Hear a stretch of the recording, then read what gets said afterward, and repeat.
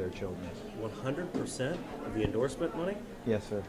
I mean, what got you to do that? It's just something that I want, that is important to me. It's important to my family, and I'm really proud of my family and how much energy and passion that they've shown towards this, and it's really been special. What's it mean to you to have your daughter Kelsey running it? It's pretty cool.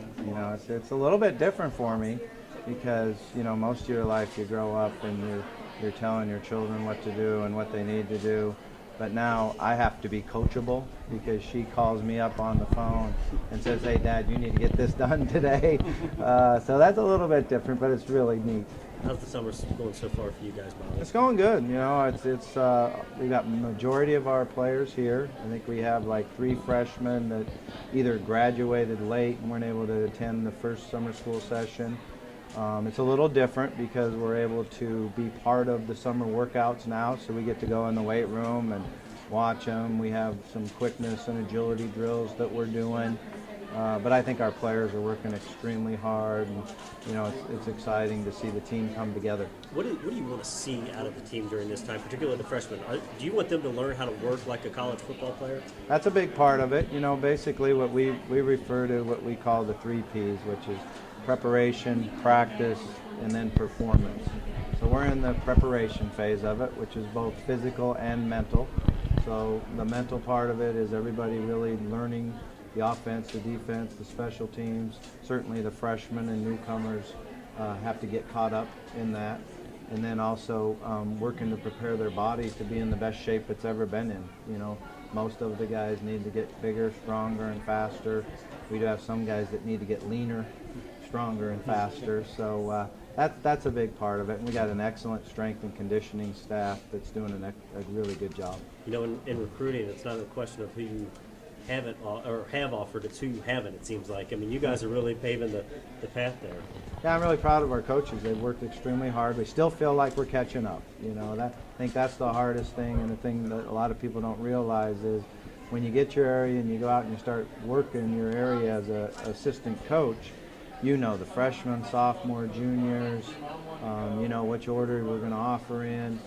So we're still in the process of catching up on, certain sophomores and freshmen. And I think we're pretty good with the juniors that are going to be seniors right now. But we're working hard at it, and we've got a very well organized, and we've got a bunch of coaches that really are dedicated to recruiting hard. Since the end of spring ball, you've kind of bolstered some areas of your depth chart with some transfers. How are those guys looking since they've arrived on campus? They're looking good. I think the couple things that you need to understand there is there's a number of them that will have to sit in redshirt this next year and then have 2 or 3 years of eligibility after that. We picked up a junior college receiver that actually I consider a freshman because he has 4 years to play 3. So he would come in and really join our redshirt freshman class and bolster the numbers in that area. Where do you guys stand in terms of rehab with guys like Lorenzo, Reeve, Keith Brown, those guys? We've made great strides. We had a number of guys that weren't able to go through spring ball because of off-season surgeries. The majority of them are back full speed, going, doing everything in the weight room, everything in the running and changing directions. Kyle Johnson is excellent at what he does. For example, Lorenzo and Keith are both full speed right now. So Keith is where you would like him to, because you were talking about him in the spring as being a big yeah, I think he'll be a big part of it. He's still in the process of really now learning the defense and understanding everything, but he's been going through all the quickness and change of direction drills and doing it all full speed, and he's certainly a very, very talented young man. How did you come about tabbing Kelsey to run the foundation? It's the right choice, when you go out and try to hire a staff, and they got the right choice. She's really good at what she does, and she's really passionate about it. I've been very proud of everything she's done to this point. I heard you answer earlier, but I didn't have camera on. So 100% of your endorsements, how did you come about that? It's just what we wanted to do. It's something that is important to me. When you get a second chance, I think it's real important to give back to the community. This is a place that has touched our hearts when we were here before, and I'm excited about doing it. You've been back on the field a couple months now and have the freshmen on campus. What's the biggest change from the last 10 years, or is there anything that really just hasn't changed? No, there's been a lot of change. With the freshmen here now, we've added to our roster. We do get to go in and watch them work, watch them lift weights, watch them do conditioning. We get to go out and work with them. We're doing it twice a week on quickness and change of direction and seeing some of their movement skills. And it's helped our football team. I think that we have more depth. We had a few areas where we were thin, in spring ball and some concerns, and I think we're starting to get better there. What's number one on your to-do list between now and the first formal day of fall practice? Oh man, number one? Yeah, number one. We have a lot of things to do, but we'll finish up camp this week. Give my assistant coaches a little time off, a little breather, which the players will look forward to, because then they'll just work with the strength and conditioning staff. And then we'll come back on July 14th and we'll really start focusing on getting ready for camp and getting ready for that opening game. Looked like when you were at the podium that you got a little choked up. Is that accurate? And This is if always so, why hard. does this resonate with you? It's just really hard on me to picture the preemies that when we came here and visited before. And like I said earlier, is that football is really important, and we put a lot of effort into it, and we work hard to be experts at what we do. But then when you walk around the hospital and you see the nurses and the doctors with the preemies and the expertise that they have, and understand that's really about life and saving someone's life, it's way on a different level than the game of football. Is it because you're a dad?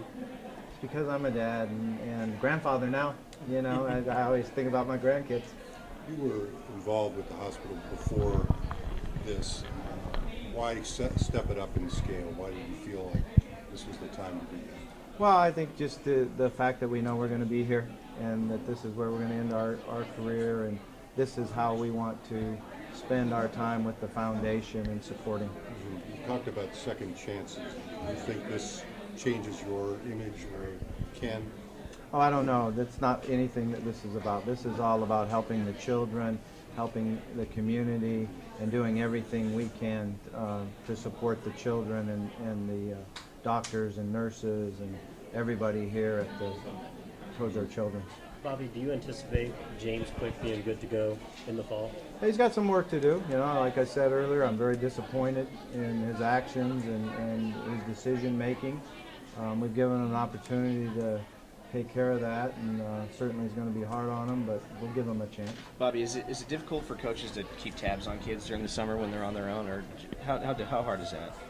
Well, I don't think it's difficult to keep tabs on them. When one of the things that is always concerning with me is we'll probably have 105 to 120 young men here. 119 of them are doing an excellent job, and then one guy makes a mistake and he gets, that's just how it is. You gotta understand that's the business and that's how it is. But I try to keep my focus on the 119 guys that are going to class every day, doing what they're supposed to do as far as their tutor sessions and study halls, not missing a workout, and working to really be dedicated student athletes and making a commitment to the University of Louisville. So as a head coach, it's not, if something happens, how are you going to deal with it? It's always when something happens, how are you going to deal with it? Just understanding the percentages of guys on your team. Have you been mostly happy with the development of the quarterback since you arrived here through spring ball and to now? I was very happy with spring ball. I thought Will Gardner did a really nice job. He's a young man that's extremely coachable, very intelligent, and really into it. When you talk about dedication and commitment, Will has done all of that, and he's a student of the game. He spends a lot of time working at it, studying other quarterbacks, studying the offense. He's a type of player that you cheer for and want to see him do well. So it's our job as coaches to prepare him so he can go out there and perform real well. Thank you. Thanks.